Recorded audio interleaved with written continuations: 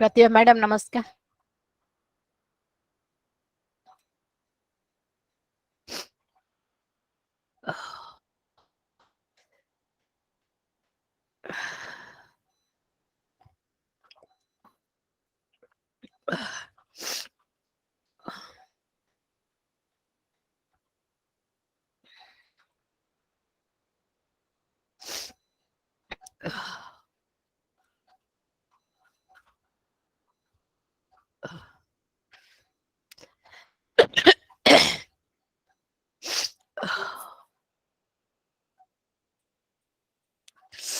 जय जगन्नाथ।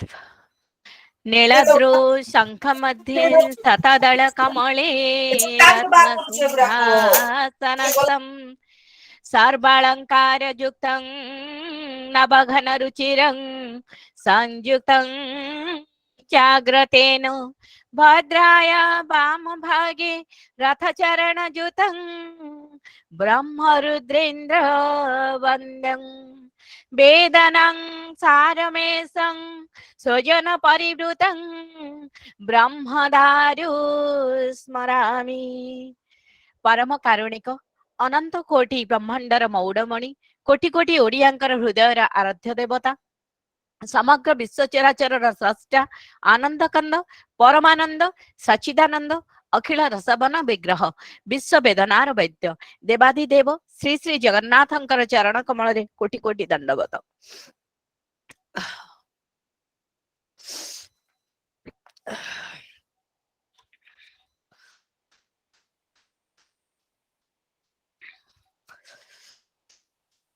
शहे 18तम जातीय स्तरीय आभासी आलोचना कार्यक्रम आजिर विषय वस्तु रही renewable energy green and clean. यही जातीय स्तरीय आभासी कार्यक्रम को आयोजन करिसेंती रोवर रेंजर दल महर्षि महाविद्यालय भुवनेश्वर एवं आपण मान समस्तंकर आशीर्वाद रे ए कार्यक्रम चली आसीची एवं आसुची एवं आगामी दिन रे हेबो।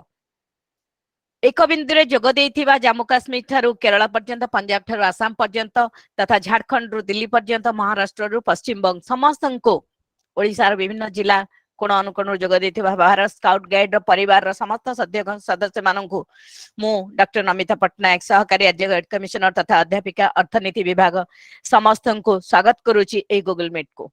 जय जगन्नाथ शुभ संध्या। सम्माननीय डॉक्टर काली प्रसाद मिश्र ओडिशा राज्य भारत स्काउट्स एवं गाइड्स राज्य मुख्य कमिश्नर तथा सर्वभारतीय स्तर जातीय स्तर उपसभापति मुख्य पैट्रन सम्माननीय सभापति अध्यक्ष डॉक्टर नलिनी प्रभा महापात्र वरेण्य मुख्य वक्ता श्रीयुक्त बिमल कृष्ण मिश्र सा निर्देशक टिकी इंजीनियरिंग एंड बेट लॉजिटेक प्राइवेट लिमिटेड भुवनेश्वर एवं आम गहन रे उपस्थित थिबा आम मानकु स्वीकृति देथिबा धन्यवाद देवा पई आग्रह प्रकाश करिथिबा doctor Sujata Mohanty reader in zoology Maharshi college professor Satish Kumar from Jharkhand Narendra Babu from Sambalpur district and all my dearest guest and DOC Pratibha from Jharsuguda and all our friends philosopher and guide वर्तमान आज कार्यक्रम को आरंभ करिबा मु वर्तमान स्वागत करिबी हमर अतिथि को ए दूर आभासी कार्यक्रम माध्यम रे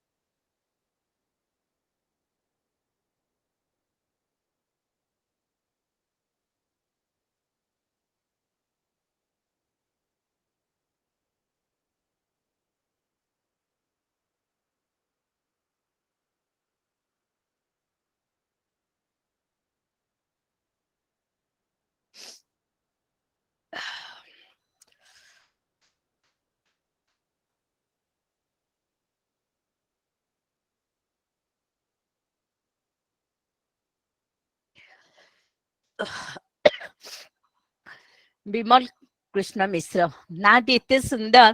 ଆପଣ ଯଦି ତାର ବ୍ୟାକଗ୍ରାଉଣ୍ଡ ବିଷୟରେ ଜାଣିବେ ଆପଣଙ୍କୁ ଆହୁରି ଅଧିକ ଖୁସି ଲାଗିବ।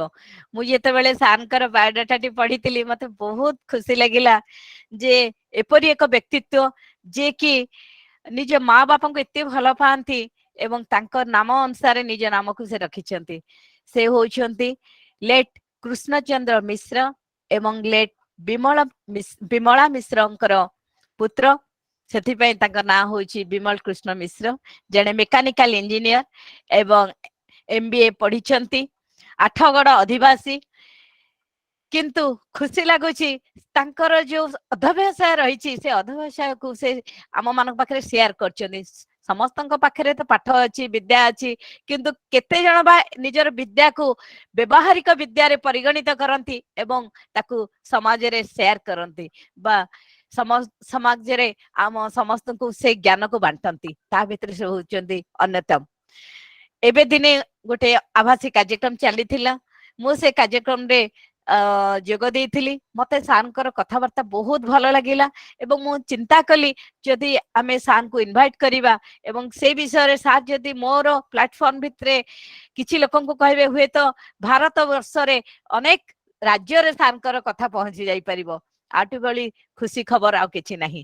ତେଣୁ ଆଜିର ମୋର ଏ ପ୍ରଚେଷ୍ଟା ସେଥିପାଇଁ ମୁଁ ଚେଷ୍ଟା କରିଥିଲି ଏବଂ ସାରଙ୍କୁ ଅନୁରୋଧ କରିଥିଲି।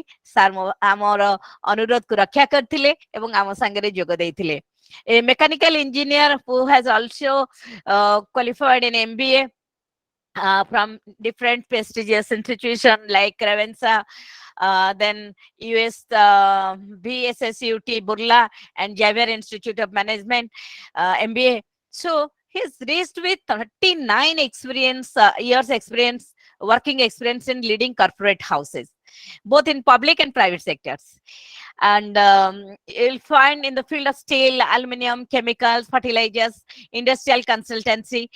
Almost in the last assignment, he was the CEO of RSB Metal Tech Private Limited. So had been associated with organizations like Godrej, Mcnl, Idcol, Mesco Steel, Scan Steel, Deepak Fertilizers, Petrochemicals, now LOGITECH and RSP Group. So moreover, he is an entrepreneur, continuing as the founder director of TIKI Engineering Private Limited and BET LOGITECH Private Limited, and continuing as a member of the different governing committee body committee, that is NIST Barampur, then life member of board of management of VSSUT Burla, then being the governor's nominee, and he is also our life member of Indian Red Cross Society. I welcome you, sir, because I am also one of the life members since last 40 years back. So we are doing a lot of work, sir, and a life member of National HRD Network. It is also a very tough job. He has visited many foreign countries like Thailand, like Singapore, Myanmar, Japan, South Africa, Zambia, Kenya, and not only for a visit in different capacities. So it's a proud and privilege for me for introducing such a brilliant personality, such an entrepreneur with us. And now I'll request her to expertise his renewable energy, the topic. Prior to that, I just want to tell you only one thing, nothing more to say about renewable energy or anything. But I want to say what is the energy we know. Everybody knows energy obtained from renewable sources like natural resources or like which we call the renewable because it comes from the natural resources. Today, everyone is we are just accustomed with electricity. So electricity is everywhere. We need it. We can't imagine a day without it. So the addiction, it becomes an addiction to the technology, which makes it almost impossible to live without electricity. So we need to electricity to carry out our daily activities. But रोज electricity का काम और भी कुछ होता है, कहाँ पे वो यूज होता है और कहाँ से हमको ये एनर्जी देता है, वो एनर्जी में क्या काम होता है, ये सब हम जानेंगे साथ के साथ. So where do electricity comes from?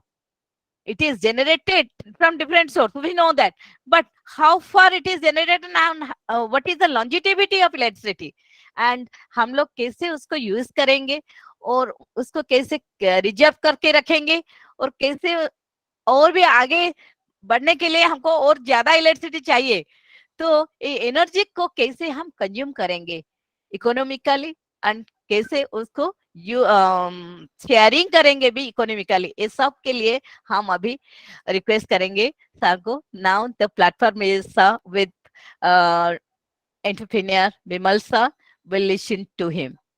Sir, over to you, sir. Thank you so much. Sir. Thank you so much, Namita Yes. madam. Yes, sir. प्रथमे आपन को धन्यवाद मते सुजोग देथिबारु. I am really grateful and obliged that I have been given this. I have been privileged to be a part and parcel of such an elite group. ये आप लोग का बड़ापन है कि आप लोग हमको बुलाए हैं, और rather I am privileged to have the experience and expertise of you all expert people around.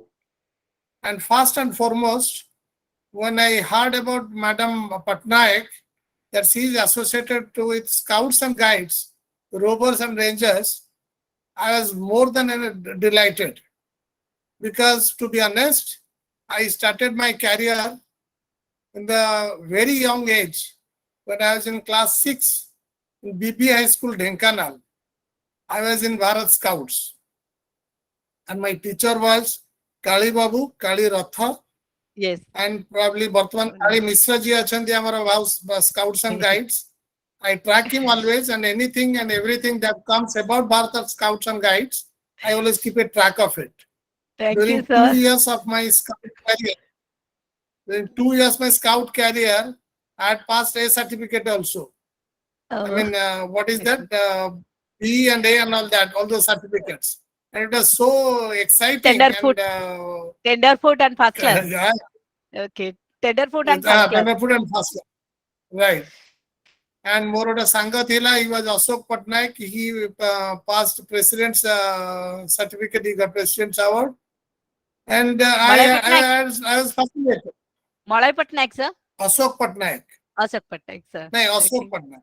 Okay. So, tapare mo school more change hegala. I came to NCC. NCC mo senior under officer reli. All India base cadet bhi haitili. Double C certificate pass karitili. Ravenshaw re ebong engineering college re. So, ये सब line number बहुत आग्रह थिला. Our Scout as an organization, it's the loveliest thing to my heart. Yes. So, I am privileged today to be associated and to be exposed to people around me and in a group who are connected to Scouts. So, I am very happy. Thank you, sir.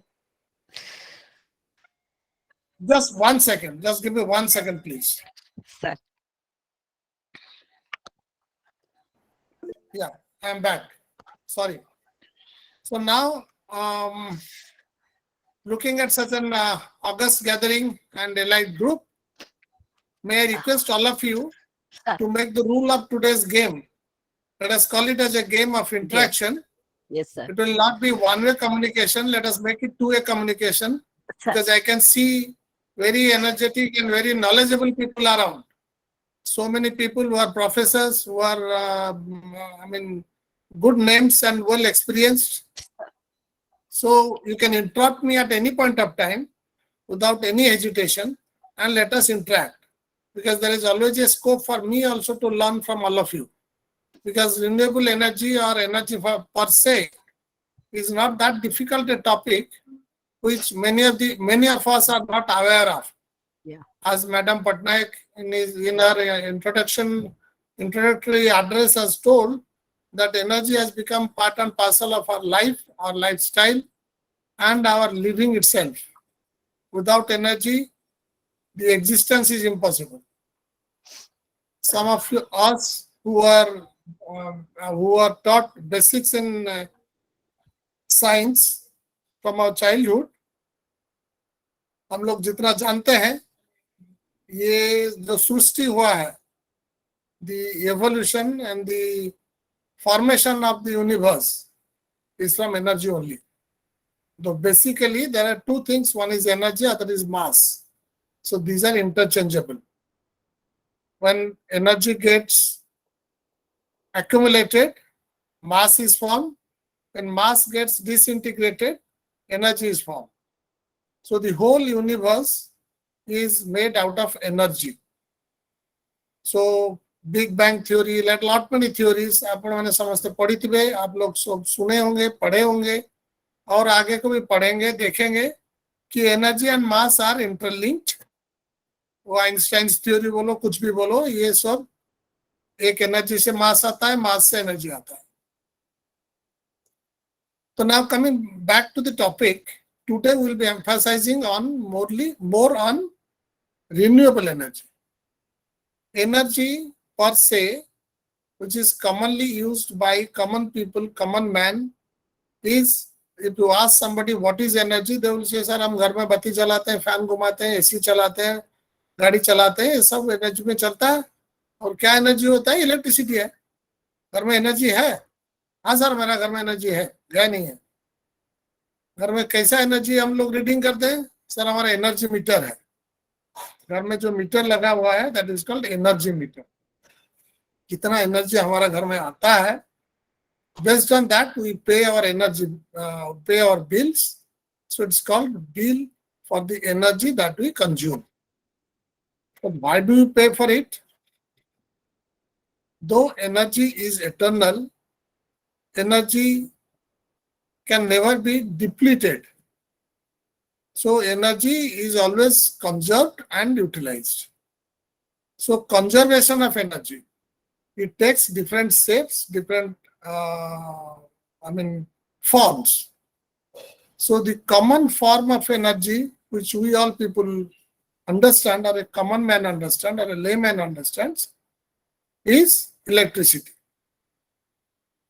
So the easiest way to use the energy for our comfort, for our living, हम लोग जिंदा रहने के लिए, जिंदगी आगे बढ़ाने के लिए हमको जो शक्ति का आवश्यक पड़ता है, that is energy.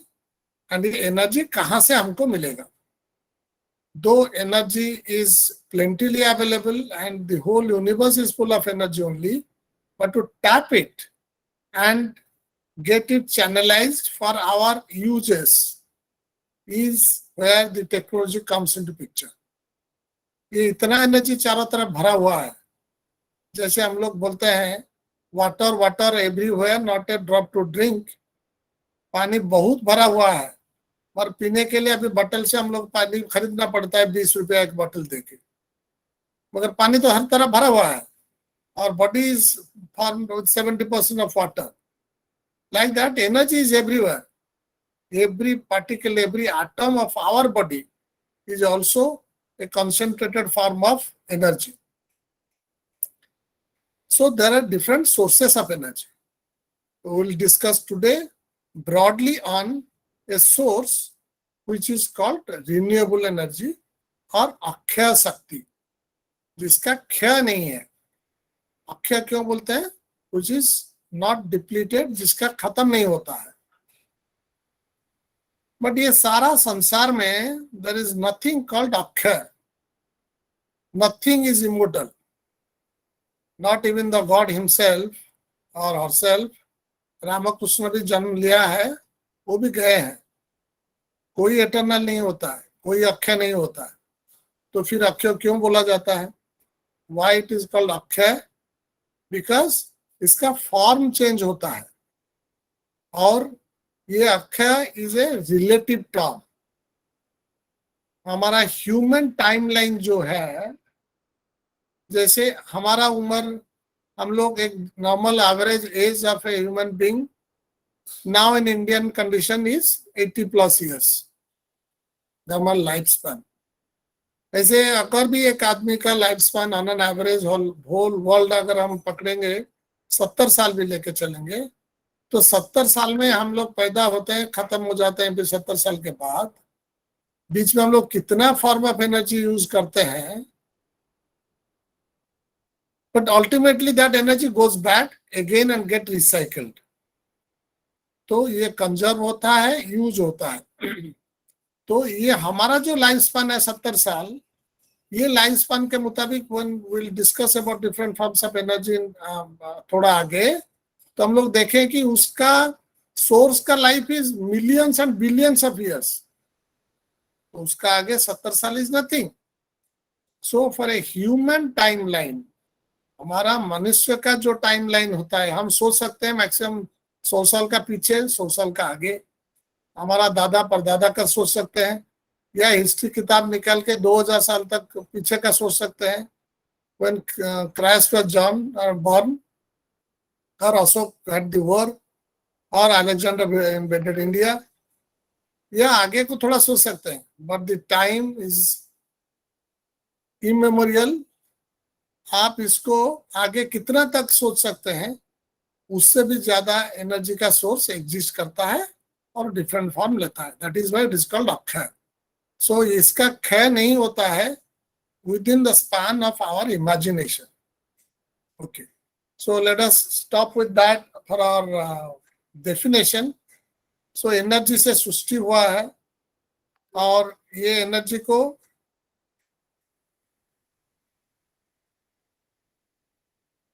मैं अभी मेरा प्रेजेंटेशन का शेयर करता हूं. So will go as per the presentation now.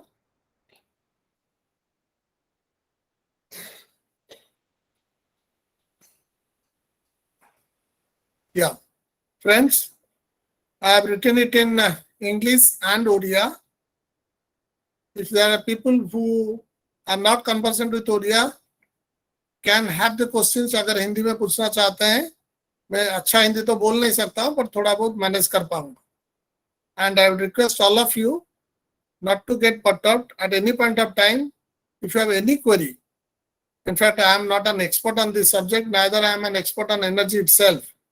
It's a passion, my interest, which has attracted me into this subject, in which I am working as an entrepreneur, and I have learned something during my courses in engineering also, and basic science as well.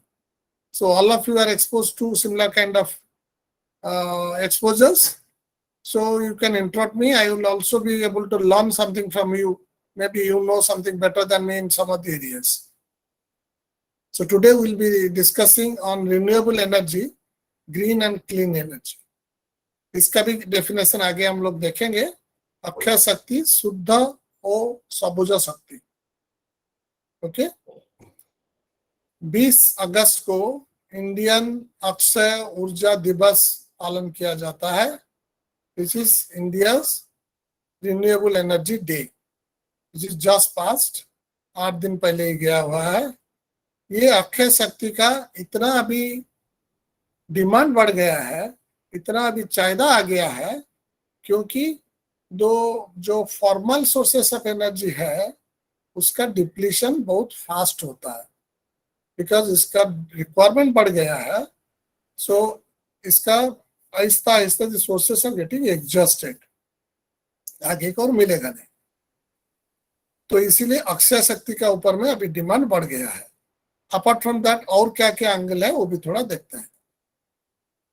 देखिए, as I told you, renewable energy comes from sources that are constantly and naturally renewed, hence the name. ये constantly और naturally renew होता है, इसीलिए इसको renewable energy बोलते हैं. Such as wind power, solar. Renewable energy is also often called sustainable energy. Renewable energy sources are the opposite of fossil fuels like coal, gas, which are a finite energy source. अगर थोड़ा पीछे हम लोग सोचेंगे, हम लोग सबको मालूम होगा ये जितना फॉर्म ऑफ एनर्जी है, पर ये सौरमंडल के लिए, for the solar system, the only source is sun, irrespective of whether it is renewable energy or non-renewable energy. Formal energy sources जो है, like fossil fuel, including coal, gas, petroleum and all that, everything has come from the source is sun, the solar energy. सन से जो heat आता है that creates everything on the surface of earth.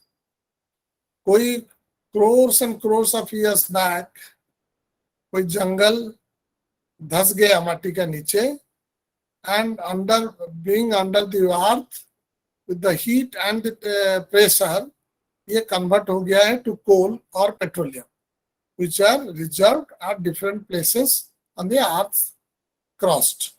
तो उसको हम लोग कई साल पहले हमारा पुराने फोरफादर्स उसको इन्वेंट किए हैं. कहीं पे थोड़ा लीक होके ऊपर आया, देखते हैं उसमें आग लगा देते हैं तो जलता है.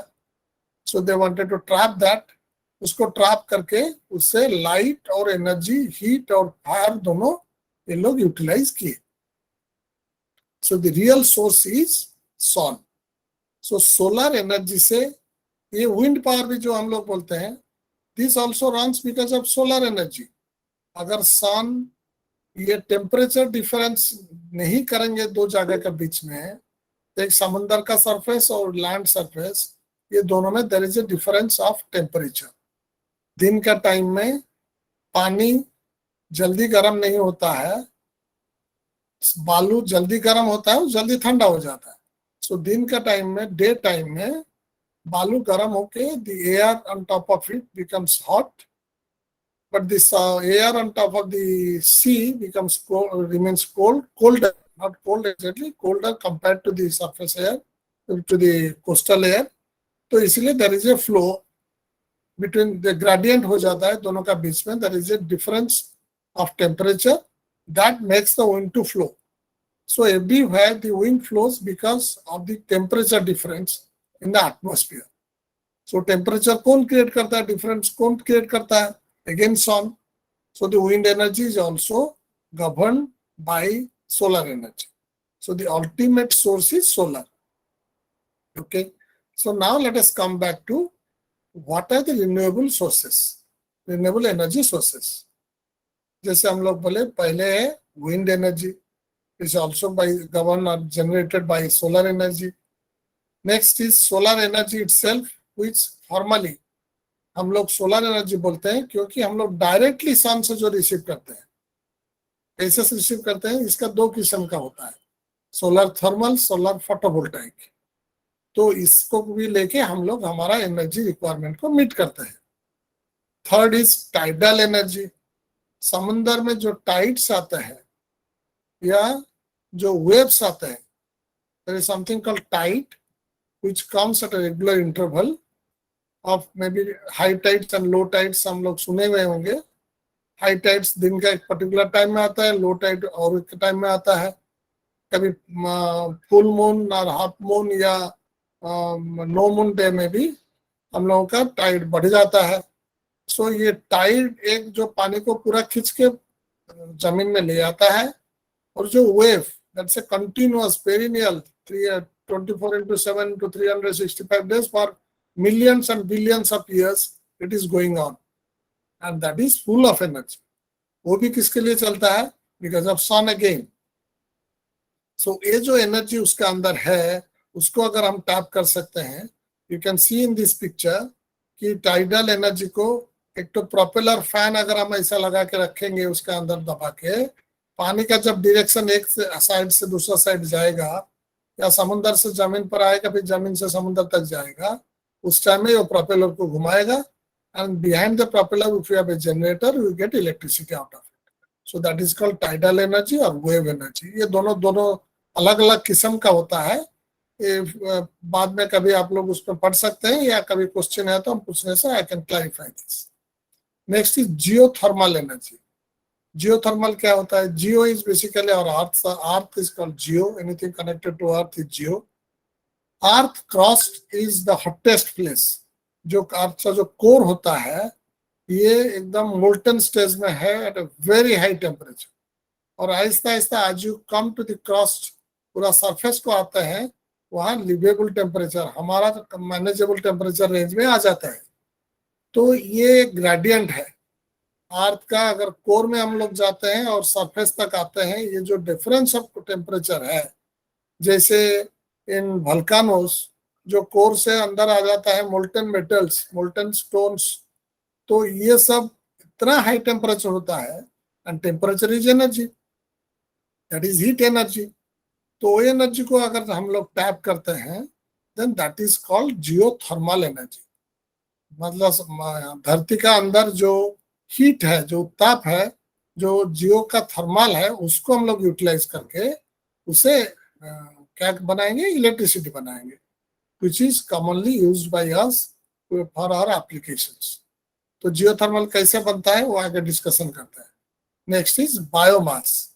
बायोमास जैसे हम लोग जानते हैं, coal and petroleum are also converted biomasses, जो हजार लाख करोड़ ईयर्स बैक जो मिट्टी का नीचे दब गया है, because of temperature and pressure, they have been converted to fossil fuel. मगर अभी सरफेस में जो है, अगर हम खेती करते हैं, हम लोग सुने होंगे दिल्ली में हर साल विंटर में खेती का बाद ये जो जला दिया जाता है, दी वेस्ट, फार्म वेस्ट, इतना नुकसान करता है, इतना पोल्यूशन करता है, that the government and every civilian throughout the world are concerned about that। But if such burning can take place, अगर वो सब बायोमास को हम लोग लाके कई कंट्रोल एटमॉस्फेयर में जलाएंगे, और उसका जो वेस्ट निकल रहा है, whether in gaseous form or in solid form, उसको अगर हम लोग प्रॉपर मैनेज करेंगे, then we can get ample of energy which will meet the total requirement of the total world। अगर उसको कलेक्ट करना, उसको कंट्रोल वे में जलाना, और उसको बाई प्रोडक्ट को फिर यूज करना, that's also itself is a big challenge. तो उसमें भी टेक्नोलॉजी बहुत आ गया है और आगे को बहुत आने वाला है। अगर ये फार्म वेस्ट को हम लोग यूज भी नहीं करेंगे, that will become a big challenge for the environment. अगर हमारा म्युनिसिपैलिटी में, गांव में, शहर में जितना गंदा निकलता है every day, the solid waste, उसमें बायोलॉजिकल वेस्ट भी है, प्लास्टिक वेस्ट है, solid waste, other kind of solid waste आते हैं, उसको हम लोग प्रॉपरली यूटिलाइज नहीं करेंगे, डिस्पोज ऑफ नहीं करेंगे, द बेस्ट वे इज उसको कन्वर्ट नहीं करेंगे for the other form of energy, में भी इलेक्ट्रिसिटी और thermal energy, then that will pollute the environment further। So biomass is also another source as alternative source of energy for all of us। So in the next slide, I'm little bit clarifying with the bigger pictures of all those I have told you already। The types of renewable energies are biomass energy, solar energy, geothermal energy, wind energy, hydropower energy। Hydropower energy is what, again the hydro means water से energy निकलता है। Water जब एक height से, एक gradient से नीचे आती है, तो उस टाइम में रास्ते में उसको अगर एक पाइप का थ्रू में लिया जाएगा, and we put a turbine there, एक पंखा जैसा चीज लगाएंगे, so that will force the turbine to rotate, and on the other end of the turbine if you have a generator, you get electricity. But how the water will reach a height, उसको भी solve करते हैं। The cloud carries the water from the ocean and drops it on the hilltop at a height, and the water flows back to the ocean on the way at different places, depending upon the availability and facilities provided. We construct dams and other facilities, even canals also। In canals also you get hydroelectricity if there is a gradient available। So the energy takes different forms, जो conservation of energy बोलते हैं। एक kinetic energy, जो kinetic energy convert होता रहता है। इसको kinetic energy कैसे मिलता है, क्योंकि ये पानी को सोलर एनर्जी, सन का जो हीट है वो उठा के लेके ऊपर में डाल देता है, तो वो पानी जब नीचे फिर वापस आ जाता है, that kinetic energy is converted to electrical energy. So these are the different sources of electricity. अब नॉन फॉर्मल और फॉर्मल नहीं है, नॉन फॉर्मल और रिन्यूएबल एनर्जी है। ये क्यों रिन्यूएबल है, क्योंकि ये चलता रहता है। Solar energy is not deployable, ये हम लोग सोच भी नहीं सकते कब तक सन रहेंगे और उसका एनर्जी कब तक हमको मिलता रहेगा। Sorry, geothermal also equally, this heat on the earth itself is so much Even if we use whatever consumption rate we are consuming now, it will last at least for hundreds of millions of years. If you go for the wind power, it can give you so much of energy that you need not have to look for other sources of energy. Similarly is the hydropower. If you really tap hydropower properly and use it properly, then that is also a tremendous source of energy for us. So इसीलिए ये सब renewable है, अपने आप में फिर आ जाता है. आप पानी हाइड्रोपावर फिर समुद्र में जाता है, फिर वापस आ जाता है ऊपर. विंड पहले एक तरफ से डायरेक्शन में जाता है, फिर हीट टेम्परेचर डिफरेंस हुआ, फिर दूसरा डायरेक्शन में आता है. सो टर्बाइन फिर घूमना शुरू होता है, फिर पावर आ जाता है. तो जियोथर्मल में क्या होता है, एक साइड से आप ठंडा पानी या ठंडा गैस छोड़ दीजिए अंदर, वो अंदर में गर्म हो जाता है, दूसरा साइड से ऊपर आता है गर्म होके, and that the expansion takes place. Either it becomes gas, if you send cold water, it will come back as steam. If you send cold gas, it will come back as heated gas and then expanded gas. So that expansion creates the pressure. वो pressure से fan turbine चलेगा, generate होगा electricity. So similarly, solar energy, biomass energy, and all these energies are renewable. इसको हम लोग को किसको जाके इसको रिन्यू करना नहीं पड़ता है, लाइक हमारा ड्राइविंग लाइसेंस. ये अपने आप में सूर्य भगवान इसको कर लेते हैं. The nature takes care of it. So for our use, there is a perennial source of energy. So renewable energy is energy that is collected from renewable sources that are naturally replenished on a human time scale. मैं जो पहले ही बोला था आपको, ये जो replenishment होता है, जितना हम लोग wind energy खत्म करते हैं उतना भी wind और घूमना शुरू हो जाता है. जितना पानी से हाइड्रोइलेक्ट्रिक निकलते हैं उतना पानी फिर लेके क्लाउड्स ऊपर में छोड़ देता है. जितना जियोथर्मल आप निकालेंगे कोर से उतना हीट फिर निकल आता है. So these are all naturally replenished in the human time scale. It includes sources such as sunlight, wind, the movement of water, and geothermal. Although most renewable energy sources are sustainable, some are not. Sustainable मतलब जो perennial बहुत दिन तक चलेगा. कुछ energy है जो perennial है बट कुछ नहीं है.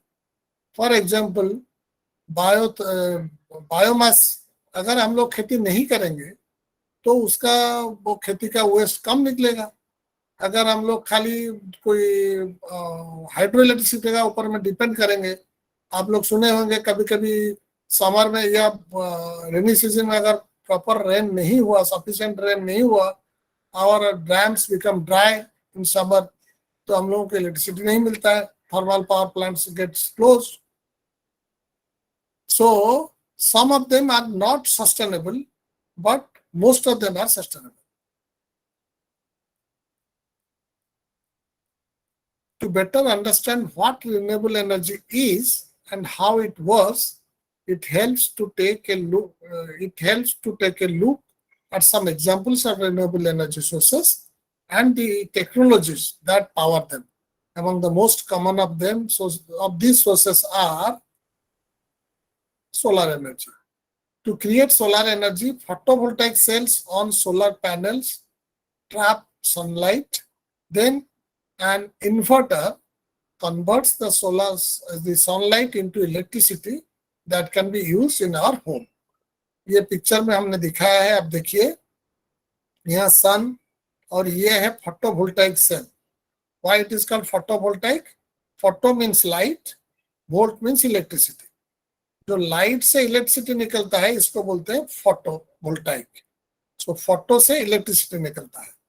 वो कैसे निकलता है? For people who have basic science background, I will show them in the next slide. मगर ये जब निकलता है डे टाइम में, whenever there is a sunlight available, this photovoltaic electricity is generated and it is connected to a DC switch. DC is direct current. There are two types of currents in electricity. One is AC, alternating current, other is DC. So the photovoltaic cell produces DC current. But हमारा घर में हम लोग जितना use करते हैं electricity, that is mostly on AC. So this is connected to another inverter. The inverter converts this DC power generated from the photovoltaic cell into AC. and this AC power is fed to PV generating meter. जो एक generation meter लगाते हैं हम लोग कि ये PV cell से कितना जनरेशन हुआ वो मीटर रीड करता है over the years, and every day also it gives the reading. Anytime you go and see the meter, you see how much of energy is produced that day or that particular hour or that particular minute.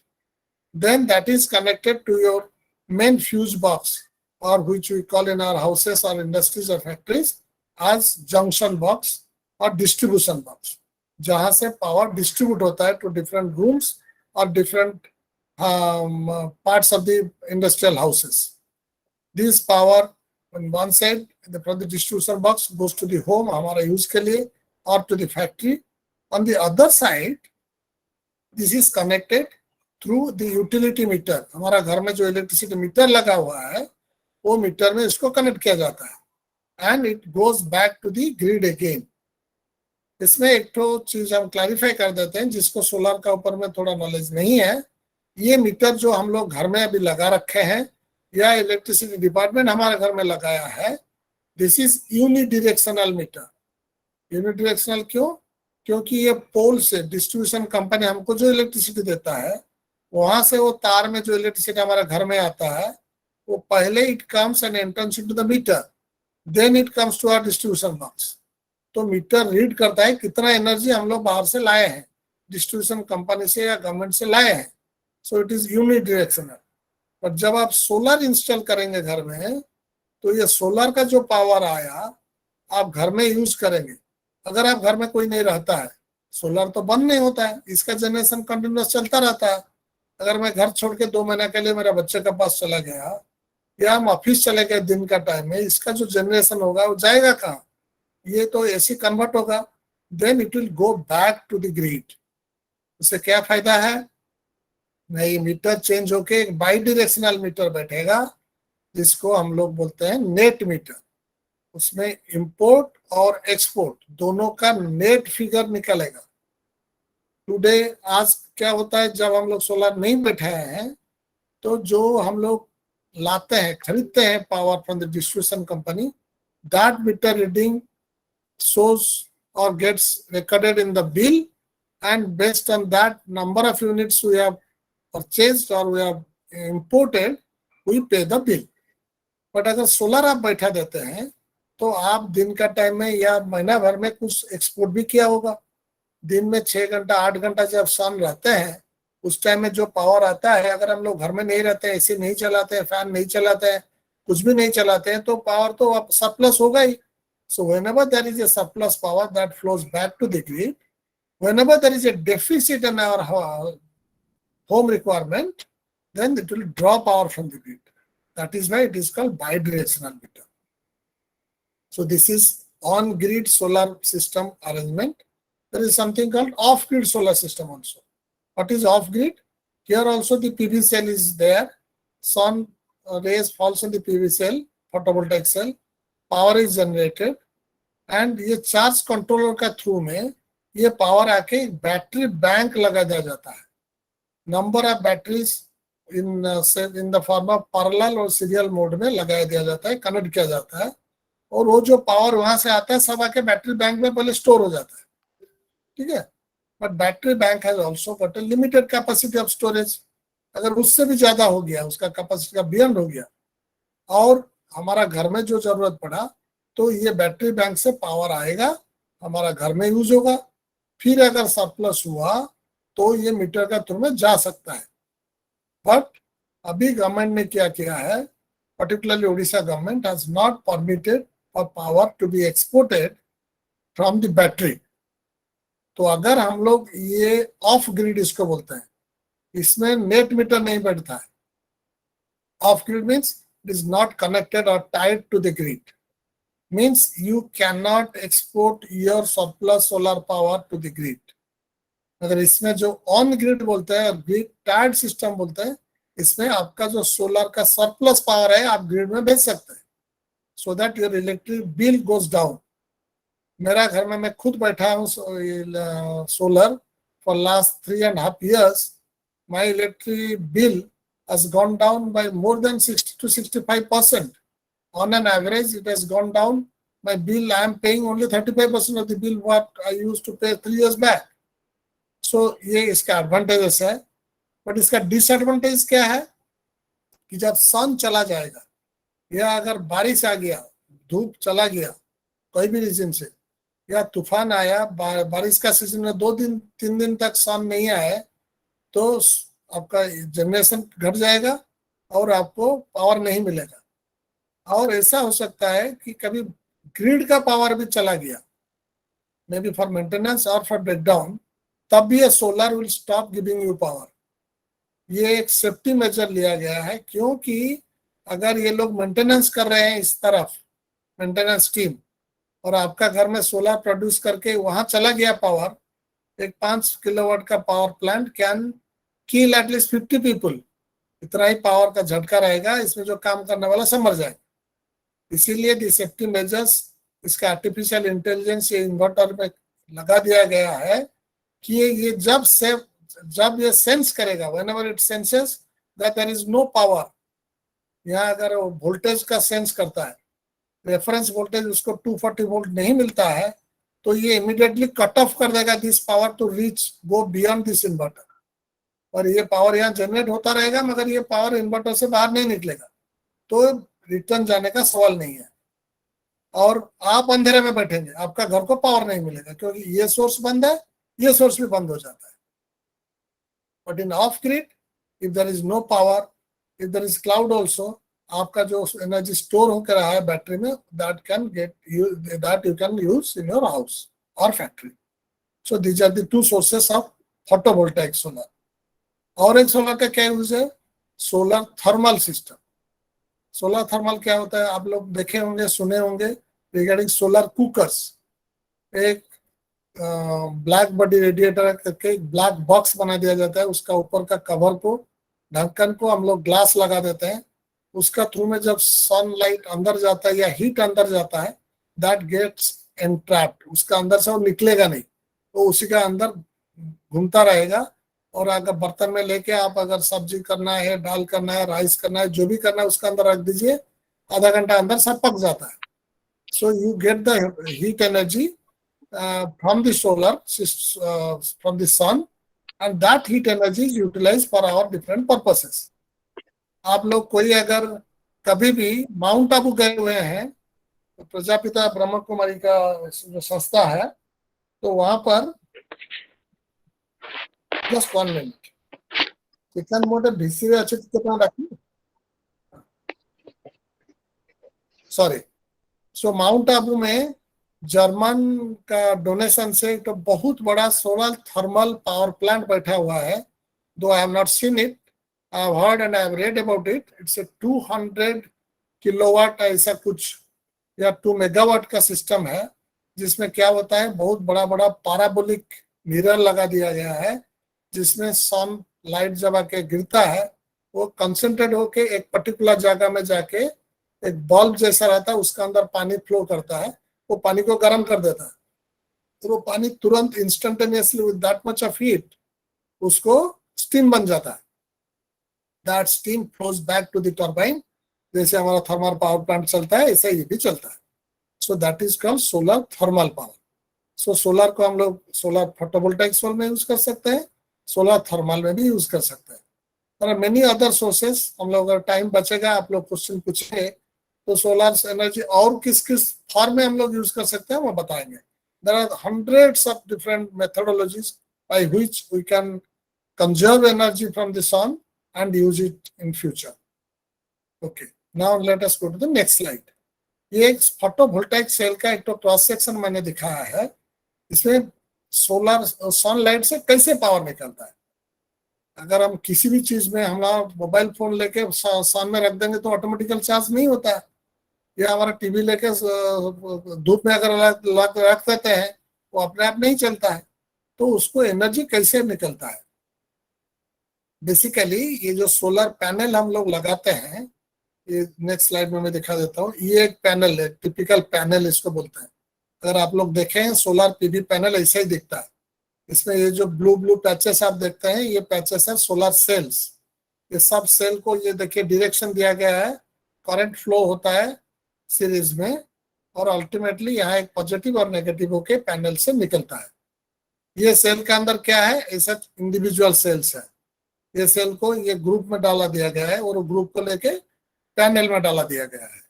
एक individual cell जो silicon का बनता है 10 bye 10 centimetre का, इसमें 15% efficiency उसका रहता है और ये 1.5 वाट जनरेट करता है पावर।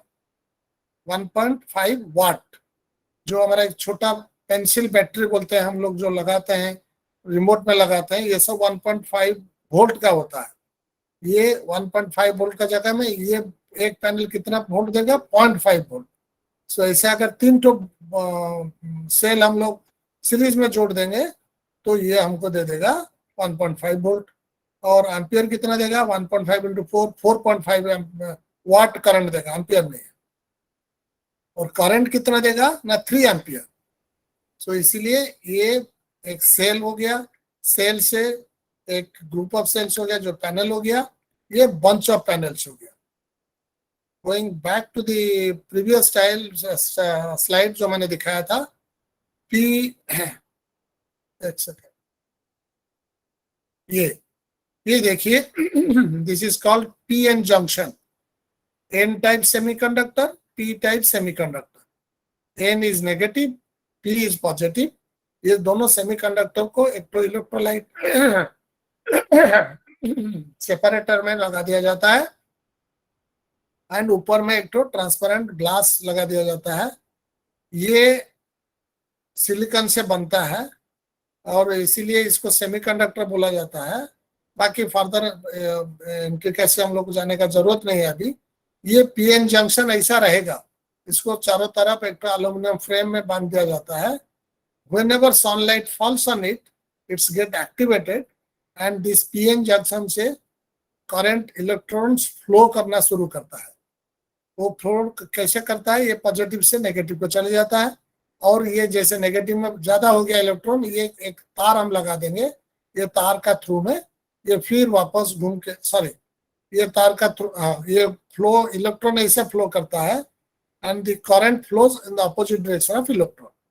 सो सनलाइट का क्या काम है, सनलाइट से कोई इलेक्ट्रॉन हमको नहीं मिलता है। सनलाइट का जो प्रोटॉन्स है वो आके इलेक्ट्रॉन को एक्टिवेट करता है, the flow of electron takes place. So in the absence of sunlight ये पीएन जंक्शन ऐसा आइडल पड़ा रहेगा, उससे कोई करंट नहीं निकलेगा। इसमें जब लाइट फॉल करेगा देन ये इलेक्ट्रॉन फ्लो करेगा, नेचुरली आपका अपोजिट डायरेक्शन में करंट फ्लो करेगा। So this is the basic of a solar cell और फोटोवोल्टाइक सेल। इसको लेके हम लोग सोलर पैनल बना दिया और सोलर पैनल से हम लोग बढ़ा के जितना लगाएंगे।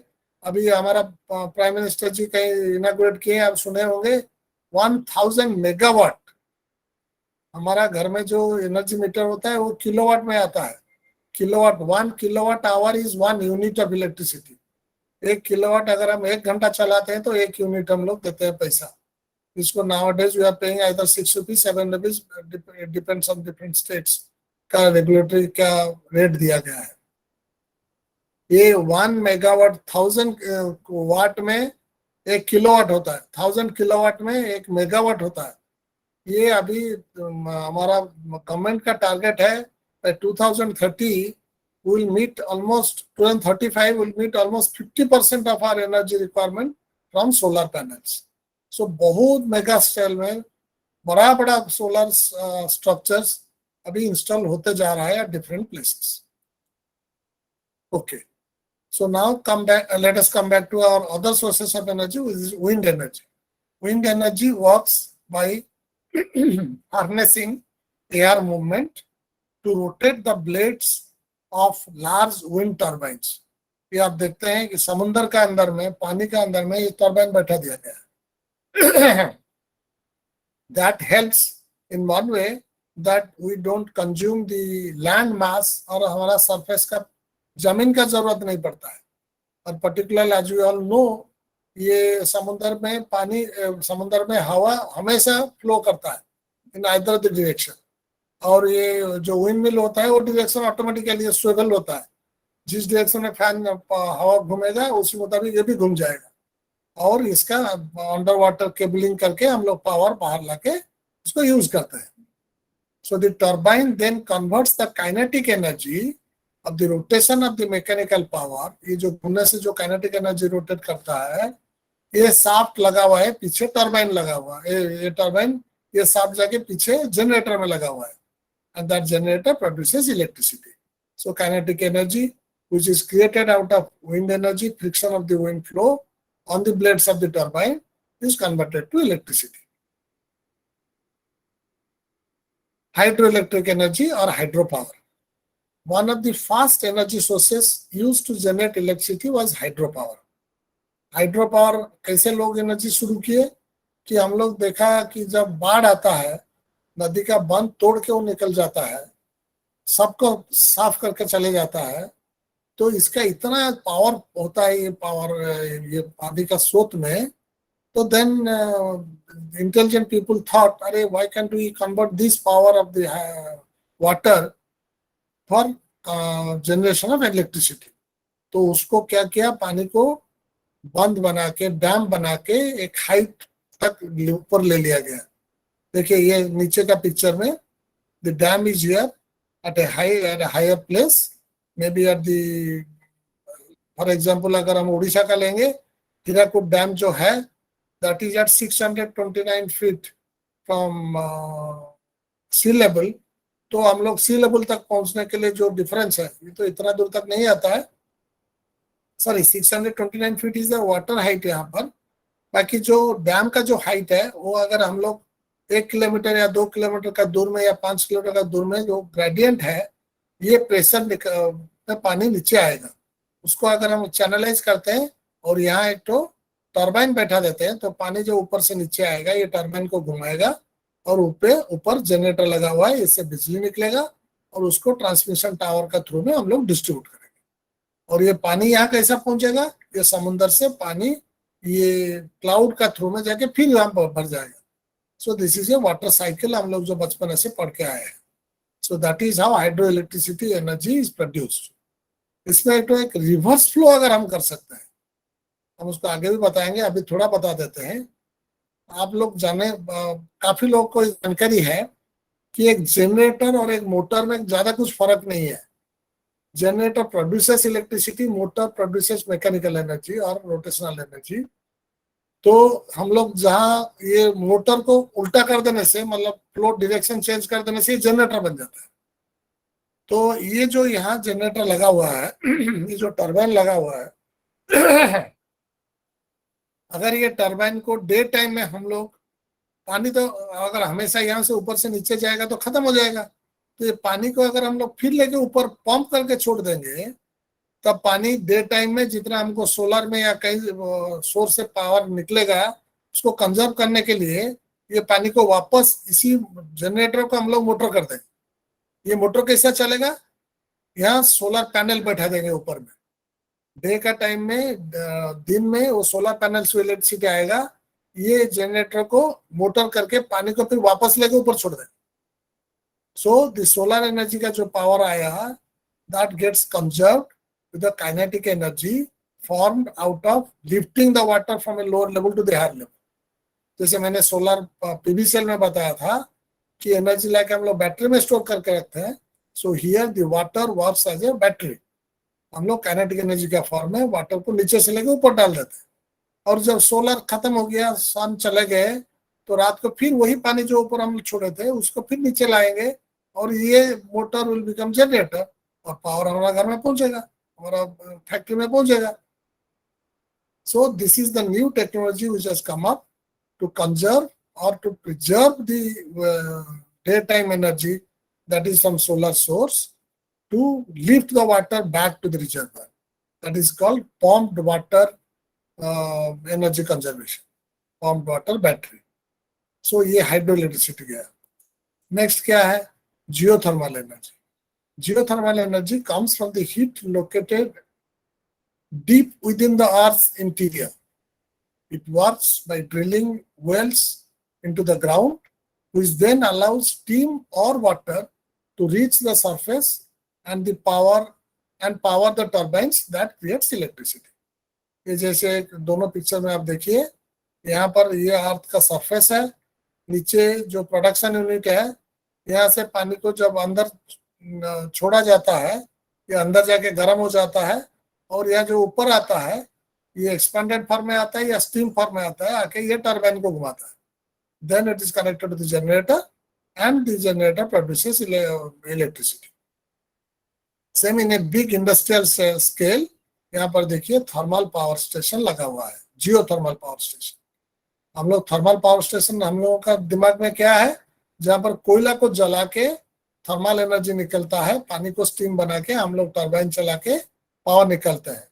मगर प्लेसेस लाइक कनाडा पर्टिकुलरली, वहां पर geo thermal is a very big source of energy for them. वहां पर सरफेस टेम्परेचर और हाफ ए किलोमीटर और 1 किलोमीटर अंडर द अर्थ का टेम्परेचर में इतना फर्क है दैट इजीली द वाटर और एनी सर्कुलेटिंग लिक्विड और gas can get circulated with that gradient of temperature difference. जैसे हवा बहते हैं समुद्र से हमारा स्थल में, ऐसे ये थर्मल एनर्जी डिफरेंस. अब कनाडा में सरफेस में आइस है, नीचे अगर ice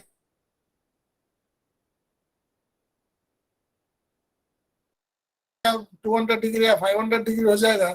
imagine how much of difference of potential is there. ये पोटेंशियल डिफरेंस को यूटिलाइज करके हम लोग गैस या लिक्विड को थर्मल में एक्सपेंशन करके लाके इसे बिजली निकाल के चला सकते हैं. तो Canada is the country where the biggest source of energy is geothermal. Similarly, there are different countries at different places who can also use that.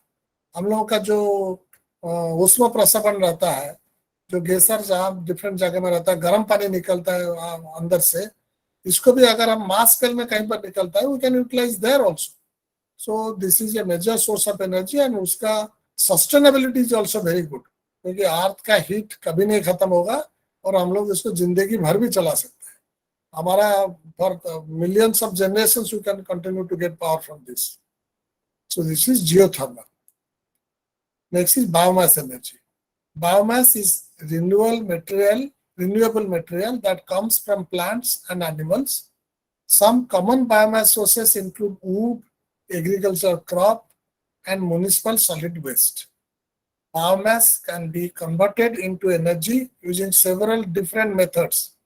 But the most popular approach is burning the biomass to heat buildings or power steam turbines that make electricity. So हम लोग ये already discuss कर चुके हैं. Biomass को convert कैसे करते हैं थर्मल एनर्जी को, एंड थर्मल एनर्जी को फिर इलेक्ट्रिकल एनर्जी में कन्वर्ट करते हैं. या कई जगह में अगर जो कोल्ड कंट्रीज है वहां पर रूम टेम्परेचर बढ़ाना है तो हम लोग रूम हीटर नहीं लगा के बायोमास को जला के वो हॉट एयर को हमारा पाइप में रूम का अंदर ब्लो सर्कुलेट करते हैं तो रूम बिकम्स हॉटर. सो हमारा टेम्परेचर डिजायर्ड टेम्परेचर मिल जाता है.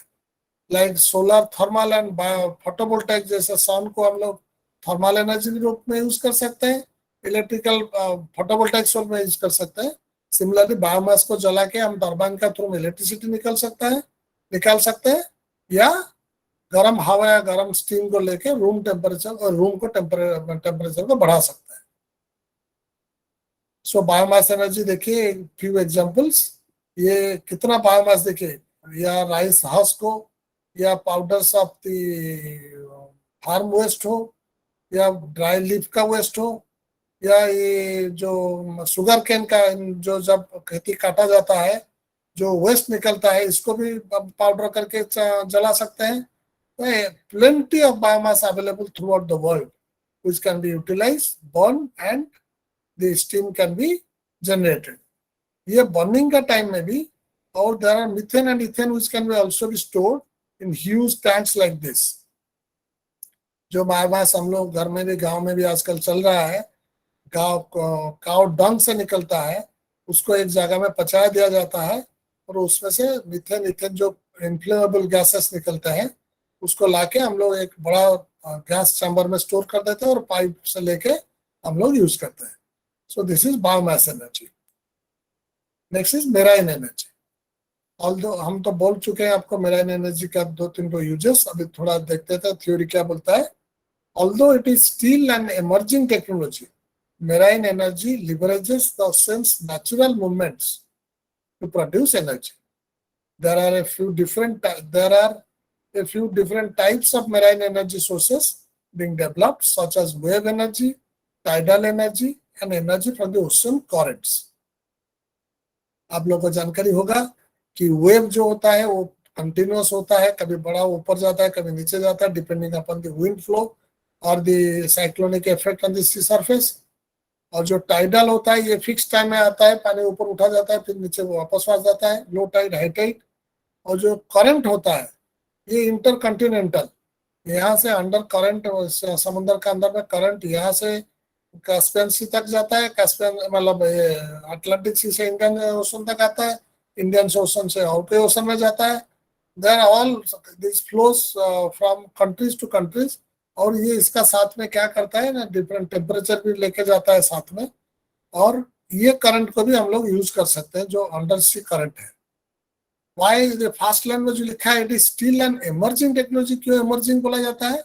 बिकॉज इसमें कोरोजन इफेक्ट बहुत काफी है। समुद्र में अगर हम कोई भी लेके मैकेनिकल स्ट्रक्चर रखेंगे उसमें, बिकॉज द सलाइनिटी, इसका कोरोजन बहुत फास्ट होता है, तो उसका सस्टेनेबिलिटी बहुत डिफिकल्ट होता है। इसीलिए अभी स्टेनलेस स्टील का स्ट्रक्चर बना के समुद्र का अंदर रखने का कोशिश किया जा रहा है। It is also working many places in many countries. और क्या है उसमें चैलेंज? जब साइक्लोन आता है, तूफान आता है, ये सबको उड़ा के लेके चला जाता है। तो to make it strong and corrosion free is the biggest challenge. तो उसको technologies are coming very fast. But compare to solar energy, ये ओशियन एनर्जी और मैराइन एनर्जी में एडवांटेज क्या है? Is a perennial source of energy. Solar is a limited source of energy, only day time में जब सन रहेंगे तभी solar energy मिल सकता है। बट ये मैराइन एनर्जी 365 डेज 24/7 मिल सकता है। सो मैराइन एनर्जी का ये देखिए, एक तो टर्बाइन का पिक्चर में दिया हूं यहाँ पर, ये ट्रॉली का ऊपर रखा गया है। ये जब टाइड आएगा, ये टाइड के लिए, नॉट फॉर वेव, ये टाइड जब आएगा यहाँ से पानी इसका थ्रू में इसका ऊपर जाएगा, ये इसको घुमाएगा। ये घुमाने से पीछे टर्बाइन लगा हुआ है, इट इज 1.5 मेगावाट का ये टर्बाइन, और उसमें एनर्जी निकलेगा। फिर पानी जब वापस लौटेगा रिवर्स टाइड में, लो टाइड में, तो ये क्या होगा, ये पानी, ये इसको डायरेक्शन फिर चेंज हो जाएगा। ये ऑटो रोटेटिंग है, यहाँ पर ये घूम जाएगा, फिर यहाँ घूम के फिर ये घूमेगा और कंटिन्यूअस जनरेशन होता रहेगा। सो जहाँ high tide low tide area ज्यादा है वो एरिया में this is a perennial source of energy. Other types of energy क्या होता है? We have access to a variety of energy sources from fossil fuel to renewables. However, not all types of energy fit neatly into one of these two categories. अगर broadly हम लोग बोलते हैं either a fossil fuel है, other alternative is renewable, but there are certain other varieties or nomenclature of energy classifications जो इसका अंदर में fit नहीं होता है. It is neither renewable nor fossil. So what are the other different categories? For example, energy can also be classified as green energy, clean energy, sustainable energy और alternative energy. ये सब टर्मिनोलॉजी आप लोग भी acquainted हुए होंगे, कई जगह में इसका यूज होता है, कभी कभी टेक्स्ट में आप पढ़े होंगे, कई टीवी में देखे होंगे, व्हाट्सएप में देखे होंगे। आजकल ज्यादा चर्चा होता है ग्रीन एनर्जी का ऊपर में, क्लीन एनर्जी का ऊपर में, सस्टेनेबल एनर्जी का ऊपर में और alternative sources of energy. So we'll define these types of energy and explain what differentiate them from renewable energy. Okay? Green energy. ये थोड़ा green leaf दिखाया गया है inside a bulb just to make a layman understand that what green energy can be. Green energy represents the energy sources that have the least amount of environmental impact. ये जो green energy किसको बोला जाता है? कोई बोल सकता है sir solar energy is also green energy. Yes, to certain extent it's a green energy. Why certain extent? Because एक बोला जाता है कि कार्बन फुटप्रिंट, सोलर एनर्जी हमको मिलने के लिए हम लोग क्या यूज करते हैं, किसका इस्तेमाल करते हैं? सोलर पैनल का, जो मैंने पिछले स्लाइड में दिखाया था कि सोलर सेल से सोलर पैनल बनता है, सोलर पैनल के ऊपर में सनलाइट गिरने से हमको पावर मिलता है. So the manufacturing of solar panel, which includes solar cells, manufacturing of silicon fast, though silicon is plentifully available throughout the world, but to get the silicon with the usable form consumes a lot of energy, and that energy sourcing that energy and converting it to a usable form creates a lot of carbon dioxide और carbon footprint इसको बोला जाता है. एक बार बन गया, उसका बाद में 25 साल जाएगा, 50 साल जाएगा, वो अलग चीज है, और उसका भी फुटप्रिंट है जहां पर उसमें कार्बन बनता है. तो इसीलिए it is not totally green energy. तो it is renewable energy, it is not a green energy. Similarly biomass हमको जला के, हम लोग देखे क्या, बायोमास को जला के हीट निकाल के उसमें से हम लोग जो एनर्जी निकालते हैं. सो ये हीट जलाने का टाइम में जैसे फॉसिल फ्यूल से डिफरेंट गैसेस निकलता है, जिसको carbon monoxide, carbon dioxide, nitrogen oxide, nitrogen dioxide, NOx या कॉक्स बोला जाता है, या few other volatile materials also, जो वोलेटाइल मटेरियल एटमॉस्फेयर में आ जाता है, those are also environmental hazards. So that is why all these energies cannot be classified under green energy, though they are all renewable energies. So green energy is another classification of energy form. Next is clean energy.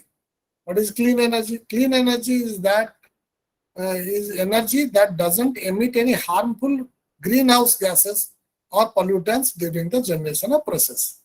ये green energy जैसा मैं बताया कि biomass को जलाने का time में green house gases निकलता है, उसमें से जो एनर्जी निकलेगा वो एनर्जी हमारे लिए यूजफुल नहीं है.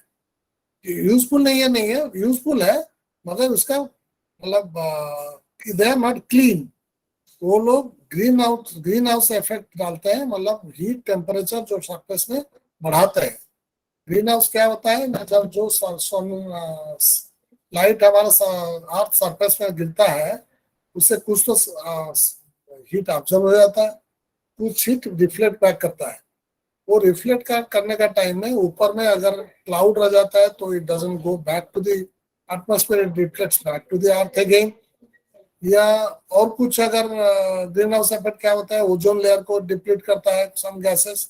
तो ये सब सोर्स अगर जियोथर्मल एनर्जी निकलने का टाइम में हम लोग ये जो रेफ्रिजरेंट, जो हमारा रेफ्रिजरेशन या एयर कंडीशन में यूज होता है, जो नॉर्मली जल्दी कंप्रेस होता है और एक्सपेंशन होता है, वो वाला यूज करते हैं, तो that can also be having harmful effect और उसको ओजोन लेयर को डिप्लीट करेगा. तो ये क्लीन एनर्जी में नहीं आएगा, though that's a good source of energy और renewable energy. So green energy का सोर्स में क्या आता है, ये bio energy. as for all of your information, अभी scientists have come up with some energy source which will come straight from the earth. आप एक पोटैटो लीजिए, बड़ा पोटैटो, उसको 2 पीस कर दीजिए, उसका दोनों पीस में एनोड कैथोड का 2 पिन लगा दीजिए, एक छोटा मल्टीमीटर लाके उसमें उसको डालिए और देखिए there will be some milliamperes of current which will flow between these two. That means every biological feature has got a potential difference within the cell, intercell में, between the cells. हमारा दोनों हाथ में ह्यूमन बॉडी में भी अगर हम multimeter लेके दोनों टर्मिनल पकड़ेंगे और उसको मिली एम्पियर में सेटिंग करेंगे, you will find there will be some current flow between both of our hands. So इसको भी बायो एनर्जी बोला जाता है. Now there is a company called, आप लोग अगर इंटरनेट पे जाके देखेंगे, BIMAL, एक बायो करके कंपनी निकला है, who are claiming that they will get energy straight from the earth. मिट्टी में जो खेती होता है उसी में जाके 2 टर्मिनल डाल दीजिए, उसमें से एनर्जी निकलेगा. They are saying they will meet at least 10% of the energy requirement of the world in another 10 years time from earth itself without any treatment, no geothermal. अंदर 1 किलोमीटर जाने का जरूरत नहीं है. So ये ग्रीन एनर्जी है. Geothermal power, so long as it is not using refrigerants, harmful refrigerants, it's also a green energy. Geothermal same. Solar power apart from its footprint, manufacturing solar cells is also green energy. Suppose tomorrow some new invention comes that without the solar cell you can generate electricity from sun, solar energy, PV cells, maybe biological cells. Now these are chemical cells. Biological cells will come up. उसको अगर आप डाल देंगे वहां से energy निकलेगा, that can become green energy. So there are different sources. तो ये ग्रीन फ्यूल अभी आप लोग सुने होंगे, देखे होंगे, हमारा government of India is also now adding ethanol to the petrol. 25% ethanol में चलाएंगे. That is considered to be green fuel. उसका बायोलॉजिकल मतलब एनवायरनमेंट का ऊपर में impact is minimum compared to fossil fuel. Tidal power is a pure green energy. Wave power is a pure green energy. Wind power is a pure green energy. Apart from इसमें ये जो manufacturing process में थोड़ा बहुत जो खर्चा होता है या जो एनर्जी लगता है वो छोड़ के these are all pure forms of energy. Similarly the other ones, gas and other ones. Next is category is sustainable energy. Sustainable energy comes from the sources that cannot be depleted over time, meaning they do not need to be regularly replenished. So like जैसा मैंने बताया कि ये पानी जो hydro power energy होता है वो अगर सन उसको समुद्र से पानी लेके डैम में नहीं डालेंगे तो एक बार पानी नीचे भाग गया तो खत्म हो गया, आगे को नहीं होगा. सो नेचुरल रिप्लेसमेंट जो नहीं हो के भी जो एनर्जी चलता है that is called sustainable energy. इसमें कौन सा कैटेगरी आएगा? जियोथर्मल. ये नेचुरल रिप्लेसमेंट उसका जरूरत नहीं है, ये हमेशा चलेगा फॉर बिलियंस ऑफ ईयर्स, इतना नीचे भरा पड़ा हुआ है. Similarly, alternative energy. Alternative energy is sourced in the way that doesn't damage ecosystem, emit greenhouse gases, or have any negative impact on the environment. ये जैसे ये this can be a mixture of all these what we discussed so far. इसमें green house gas नहीं होगा, ecosystem को damage करने वाला चीज नहीं रहेगा और नेगेटिव इम्पैक्ट एनवायरनमेंट का ऊपर में नहीं गिरेगा. क्या हो सकता है? जैसे मैंने आपको बताया दैट बायो कंपनी BIOO हो सकता है कि दैट विल उसमें कुछ नहीं करना है, खेती अपना आप चलता रहेगा. तो खेती जब होता है, उगलता है, फटता है, उसके अंदर बिजली भी निकलता रहेगा. So that may be the alternative source of energy which will be categorized as alternative energy. So in graphs again I am showing those कि कौन सा एनर्जी है अल्टरनेटिव सोर्स का एनर्जी में. ये सबको अल्टरनेटिव सोर्स एनर्जी किया जा सकता है. इफ सपोज फॉर एग्जांपल ये मैंने जैसा बताया सोलर एनर्जी को अगर manufacturing solar cells is eliminated by some new technological inventions कि उसमें कार्बन फुटप्रिंट नहीं रहेगा, then it becomes alternative energy. It doesn't affect our environment. It doesn't produce any carbon footprint. It doesn't produce any harmful gas. Then it's good. So similarly, all these things can be converted into alternative energy, which doesn't hamper our environment or produce greenhouse effects. अभी और एक सबसे biggest invention which has come for energy source of energy is hydrogen. हम लोग सब सुनते हैं, आप लोग ये पढ़े हुए होंगे. Hydrogen is going to be the next और the future source of energy. पर hydrogen is nothing something beyond sun. ये गैस हमारा एटमॉस्फेयर में है and that is the most elementary. हमारा एलिमेंट्री टेबल में जो है केमिस्ट्री में जो केमिस्ट्री लोग पढ़ते हैं, hydrogen is the first cell. So helium hydrogen ये सब जो होता है, हाइड्रोजन H2 और O2 ये दोनों मिलकर वाटर निकलता है. वाटर का दो कंपोनेंट है. सो अगर प्लेन वाटर का इलेक्ट्रोलाइसिस मेथड में ये देखिए यहाँ पर इलेक्ट्रिसिटी प्रोड्यूस होता है और ये electricity can be through wind energy और can be through solar energy और can be through hydro energy, whatever green energies are there. उसको लाके ये अगर हम नेगेटिव पॉजिटिव टर्मिनल डाल के पानी को इलेक्ट्रोलाइसिस करेंगे तो एक साइड से ऑक्सीजन निकलेगा, दूसरे साइड से हाइड्रोजन निकलेगा. ये हाइड्रोजन को हम लोग लेके स्टोर करेंगे and then this hydrogen cells, nowadays the new source of energy will be hydrogen cells which will produce electricity. Again, if opportunity comes or if you are interested, you can learn about hydrogen cells. Now plenty of text is available. It's not a very big technology like जो solar cell मैंने आपको बताया. जो P and N दोनों separated by some electrolyte which ensures the flow of electrons. ये hydrogen में ऐसा एक होता है, एक साइड में एक इलेक्ट्रोलाइट बीच में मेम्ब्रेन रहता है, एक साइड में oxygen from atmosphere comes, the other side this hydrogen flows from the reservoir और द टैंक.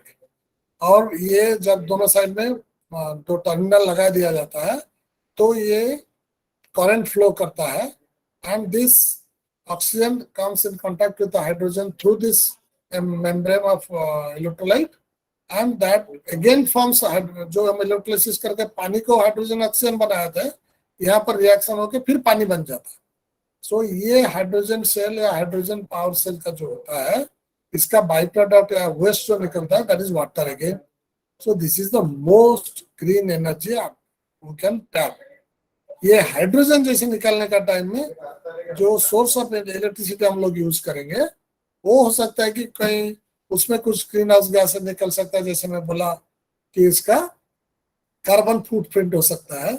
बट ये अगर हम लोग विंड एनर्जी या सोलर एनर्जी का थ्रू में निकाल के हाइड्रोजन लाके स्टोर कर देते हैं, तो यहाँ पर एनर्जी स्टोर होकर रह जाएगा. हाइड्रोजन का अभी तक क्यों नहीं आगे बढ़ा ज्यादा, क्योंकि hydrogen itself is a explosive gas. ये फटक से फट जाता है थोड़ा भी आ गया आग का कांटेक्ट में, और इसका transportation and explosiveness is the biggest hurdle which the recent technologists are trying their best to overcome. Once it becomes helpful or less hazardous or less explosive, or it can be controlled and transported easily, then every individual household भी, हम लोग भी अपना घर में ऊपर में solar लगाएंगे, और घर का नीचे जैसे ये कोविड का टाइम में ऑक्सीजन जनरेटर हम लोग घर घर में लगा रखे थे, हमारा मुंह में डाल के ऑक्सीजन लेते थे. Similarly, there will be hydrogen generators which will produce hydrogen and oxygen. Oxygen will be released to the air, and the air will get richer with oxygen, and hydrogen can be stored in some overhead tanks which can be utilized to produce electricity. So आजकल German में भी हम लोग आप देखे हुए होंगे, even trains have started running with hydrogen. Now scientists are saying in another few years of time, the biggest transportation mode, that is the ships on the ocean, on the sea surface, सबसे cheaper transportation mode world में जो है, that is transportation by ship. So ship जो चलता है, that is the biggest source of pollution now for the whole of the world. आप सोचिए कितना ट्रांसपोर्टेशन होता है throughout the world, be it food, be it petroleum, be it gas, be it anything. ज्यादा से ज्यादा हमारा 60% of our goods are transported through ocean route, और वहाँ जो शिप चलता है, कैसे चलता है, डीजल जल के चलता है.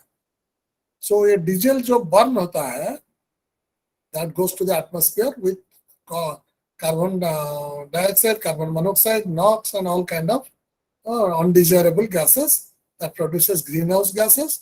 सो ये अगर हाइड्रोजन में चलना शुरू हो गया, अगर हाइड्रोजन सेल वहां पर सोलर पैनल पूरा शिप का ऊपर में लगा दिया जाएगा और हाइड्रोजन प्रोड्यूस होता रहेगा, and they will also carry reserve hydrogen from the source, और ये अगर चलता रहेगा, imagine how much of pollution load will be reduced from the atmosphere.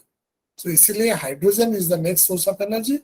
Now the only challenge is how to store this hydrogen, produce green hydrogen more, and store it and use it without facing any kind of explosion and any kind of challenges during its transportation. Next, hopefully this will be the last slide for me. The energy reliability. हम लोग तो इतना energy के बारे में सुने, green energy, alternative energy, clean energy, renewable energy, non renewable energy, but the question is sustainability और reliability. सब सोर्स हमारे घर में रहेगा, मगर अगर हम लोग अंधेरे में बैठे रहेंगे. In Bhubaneswar I have the experience of 2 big cyclones. एक तो सुपर साइक्लोन हुआ था 99 में, अभी एक तो आया था क्या फनी और समथिंग. फनी में हम लोग 12 days we didn't have power in our house, बिना पावर हम लोग चले. तो ये सब चीज के लिए अगर कुछ भी हो जाए, हमारा सोर्स ऑफ पावर एनर्जी अगर स्टॉप नहीं होता है, तो उसको कौन सा सोर्स इतना रिलायबल होगा, उसका ऊपर में अगर हम लोग एक ग्राफ बनाएंगे. नॉर्मली अगर solar panel PV sales is 60 plus percentage, maybe 60-65% reliable है, then wind energy is around 30% reliable, biomass will be around 25% reliable, whereas geothermal you can see is close to 80% reliable. Why balance 20%? Is because of mechanical failure, machine failure. Otherwise, geothermal is the most reliable source of energy because हमारा धरती के अंदर में इतना heat है, उससे कोई depletion नहीं होगा, कोई नेचुरल रिप्लेनिशमेंट का जरूरत नहीं होगा. For millions and billions of years, we can source that energy and convert it to electrical energy. So from reliability point of view, geothermal is the most reliable. Next comes solar, next is wind, next is biomass. And in between summer, hydroelectric will be there, but it has a lot of limitations. And there is other factor जो आप लोगों को जरूरत होगा या नहीं होगा हमको मालूम नहीं है. एनर्जी तो बन जाएगा, but energy how to make this energy reach our place. अगर हम समुद्र का टाइडल पावर निकालेंगे और इंडिया को डिस्ट्रीब्यूट करेंगे, इमेजिन, और केरला में या कन्याकुमारी में पावर बनेगा और दिल्ली तक आएगा, आते आते उससे 80% रास्ते में खत्म हो जाएगा. That is transmission loss and distribution loss. Hirapur से पावर निकलता है या तालचेर से पावर निकलता है, कटक भुवनेश्वर में पहुंचते पहुंचते उसका 25%, 30%, 40% लॉस हो जाता है. सो ट्रांसमिशन लॉसेस को भी काउंटर करना is a big challenge, for which scientist are now trying their best to invent. क्या को इन्वेंट करना है? Super conductivity. ये बीच में रास्ते में क्यों खत्म हो जाता है? बिकॉज ऑफ द कंडक्टर्स का रेजिस्टेंस के लिए. तो उसको सुपर कंडक्टिविटी का ऊपर में अभी रिसर्च चल रहा है. So that is another aspect. We will not overload you now today. I think we have done it enough. So thank you all for your patient hearing. In this thank you slide also, I have shown you. You can see on this side, it is a very polluting source of energy. The atmosphere is getting polluted with the gas emission of undesirable gases. On the right side, you see all natural beauty and nature. So ये nature में रह के हम लोग अगर wind energy या solar energy या hydro power use करते हैं, we live a life in this green, and if we go to the fossil fuel and other source of energies, then we will live a life in this the worst kind of environment. Thank you so much for the patient hearing. Thank you, madam, and all sirs, my friends, and the boys and girls, if you are there, my dear scouts, rovers, and rangers. I am proud to be with you. Now, any question, anybody, beyond my whatever slides I have, I'll try my best to reply to you. Thank you. Thank you, sir. May I request anyone wants to ask any question, please? Sir नमस्ते sir, Jaiveer Singh Poona से बोल रहा हूँ, महाराष्ट्र से. Yes sir, बोलिए. हाँ sir, मेरा एक सवाल है. आपने अभी बताया कि दिल्ली तक जाते जाते 80% वेस्टेज हो जाती है. सर, इस पे कुछ सरकार काम कर रही है? मैंने सुना था, एक अधिकारी से बात हुई थी मेरी, वे बोले थे कि अमेरिका में जो लाइट रहती है उनकी 10 से 15% ही वेस्टेज होती है और हमारी 40 से 60% वेस्टेज हो जाती है पावर हाउस में आते आते. तो सर, इसके बारे में थोड़ा सा और जानकारी देंगे तो अच्छा. Very good question. इनफैक्ट जो लॉस होता है, जो साइंस वाले यहाँ पर हैं उनको मालूम होगा, लॉस नॉर्मली होता है रेजिस्टेंस के लिए, वेदर इट इज इलेक्ट्रिसिटी और वाटर. आप एक पाइप में पानी निकालते हैं, अगर पाइप बहुत बड़ा होगा, मोटाई बड़ा होगा, उसमें कम रेजिस्टेंस होगा, प्रेशर एंड तक पहुंच पाएगा. मगर अगर छोटा पाइप होगा, उसमें ज्यादा पानी निकल नहीं पाएगा, अब जितना भी प्रेशर डालो, क्योंकि उसमें रेजिस्टेंस होता है, वो सरफेस में कॉन्टैक्ट में रेजिस्टेंस होता है. Similarly electrical conductors are also same as water pipelines. उसके अंदर जब करंट फ्लो होता है, करंट कैसा फ्लो होता है? एक सेल से दूसरा सेल में इलेक्ट्रॉन का ट्रांसफर होता है. सो इलेक्ट्रॉन जंप करता है एक सेल से दूसरा सेल और उसका रिवर्स डायरेक्शन में करंट फ्लो करता है. सो ये इलेक्ट्रॉन फ्लो करने का टाइम में जो कंडक्टर एक मटेरियल से बनता है, it can be steel, it can be aluminium, it can be alloy of aluminium और व्हाटएवर. सो ये कंडक्टर का रेजिस्टेंस जो होता है, ये जो बेसिक फॉर्मूला होता है इलेक्ट्रिसिटी का, यानी वो फॉर्मूला बोलने का जरूरत नहीं है, बट जो करंट जो हीट जनरेट होता है, जो कंडक्टर में हीट फ्लो करने करंट फ्लो करने का टाइम में I स्क्वायर R, अगर करंट 2 एम्पियर होता है और रेजिस्टेंस का यूनिट होता है ओम्स, ओम्स अगर 5 ओम्स है तो 2 का स्क्वायर 4 हो गया, 4 और 5 गिन के जो होता है इतना एनर्जी लॉस होता है। अगर हम रेजिस्टेंस को कम कर देंगे तो लॉसेस कैसा होता है, हीट एनर्जी होकर लॉस होता है, वो कम हो जाता है। सो चाहे ये अमेरिका हो या इंडिया हो, इसमें कोई फर्क नहीं है, कंडक्टर्स आर सेम एवरीवेयर। तो इसीलिए मैंने बताया कि super conductor, now scientist have design super conductors जिसमें आप यहां से अमेरिका तक भी करंट फ्लो करो, उसमें कुछ भी लॉस नहीं होगा, because there is no resistance. और जो साइंटिस्ट अभी तक निकाले हैं वो सुपर कंडक्टिविटी तक पहुंच गए हैं, मगर that super conductivity can only be achieved at a temperature of around -72 या 80 डिग्री सेंटीग्रेड माइनस। तो आप कंडक्टरों को -80 डिग्री में यहाँ से दिल्ली से कन्याकुमारी तक कैसे रखेंगे, तो उसमें तो ज्यादा एनर्जी का लॉस होगा। So when scientist can reach a super conductivity in the room temperature, atmospheric temperature, तब जाके सब फॉर्मूला खत्म हो जाएगा। बाकी रहा आपका क्वेश्चन सवाल जो कि सरकार क्या कर रहा है, ये रेजिस्टेंस कैसे होता है ना, वोल्टेज अगर हम बढ़ा देंगे, आप देखे होंगे जो ऊपर में टावर लाइन जाता है, बड़ा बड़ा टावर में मोटा मोटा कंडक्टर डाला जाता है, जितना मोटा ही बढ़ेगा उसमें हाई करंट फ्लो कर सकता है, लो वोल्टेज हाई वोल्टेज में लो करंट में। करंट ज्यादा होने से मैं बोल रहा ना, heat generation is I square R। अगर एम्पियर 2 एम्पियर है तो करंट 4 गुना हो जाता है, हीट 4 गुना हो जाता है। अगर इसको मैं 0.5 को ले जाता हूँ कि और नीचे ले जाता हूँ 1 कर देता हूँ तो इसे 4 गुना कम होता है।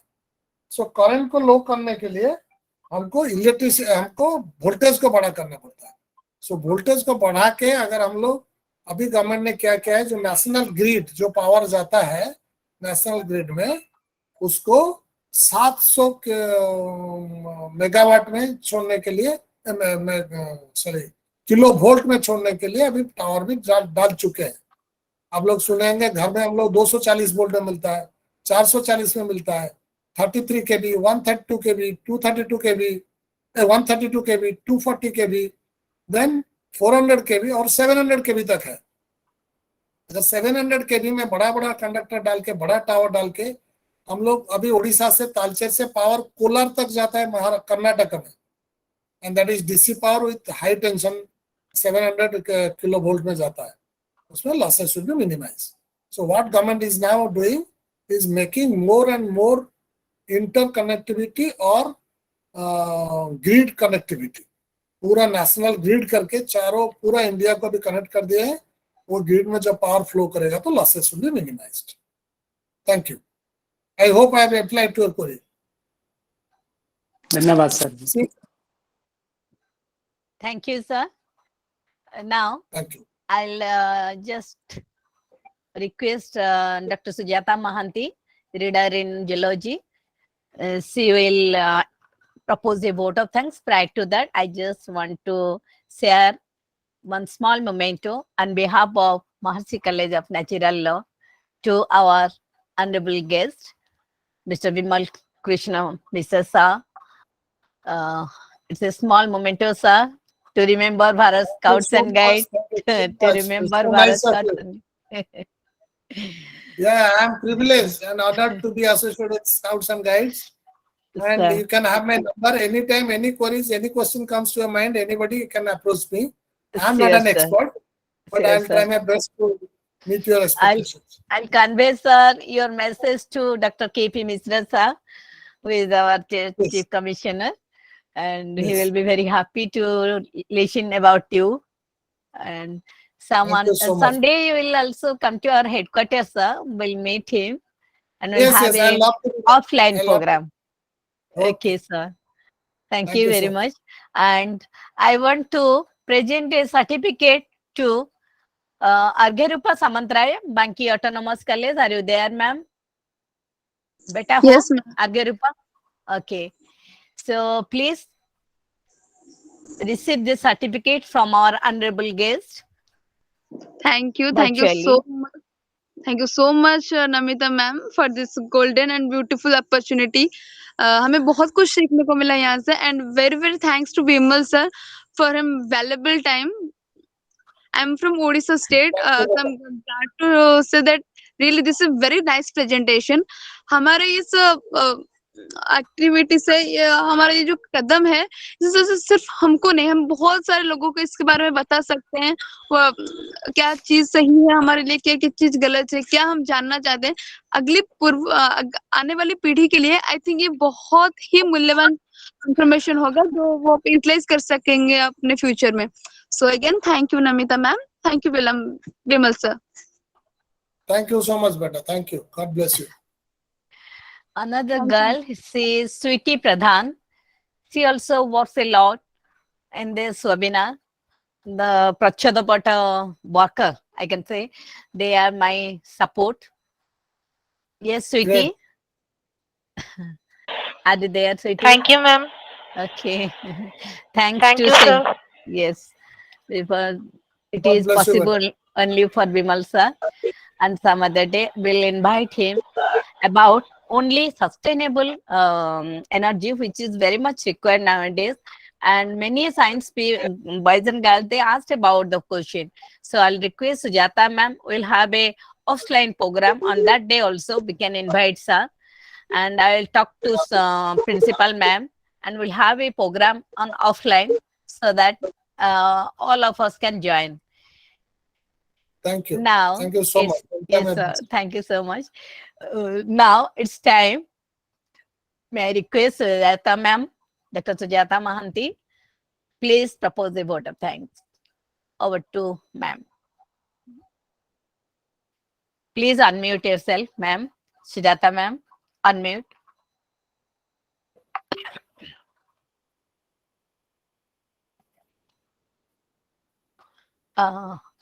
Again, ma'am, you are muted. Madam, computer Am I unmute audible? करो. Yes, now you are. Thank you. Okay. Now, I deem it a great honor and privilege to propose the vote of thanks on this occasion. First and foremost, I thank our chief guest, Dr. BIMAL KRUSHNA MISHRA, who despite his busy schedule have found a great presentation today. Very nice topic, that is renewable source and energy, and he presented it very simply, mass and bioenergy. And today I also request all the volunteers to how to use the solar energy as renewable energy in as electricity in a house. Then I express my heartfelt thanks to our beloved Principal Madam Dr. Nalini Prabha Mohapatra for great support to make this webinar. I also express my heartfelt thanks to Dr. Kali Prasad Mishra, President and Chief Commissioners of Scout and Guide. My heartfelt thanks to head of the department of various states, and also I would like to thank all the distinguished professor, students, volunteers, their participants in this webinar. Last but not least, I would like to thank our Madam Dr. Namita PATTANAIK, who arranged many webinars regarding environment, regarding Swachh Bharat. So I also give thanks to Dr. Namita PATTANAIK.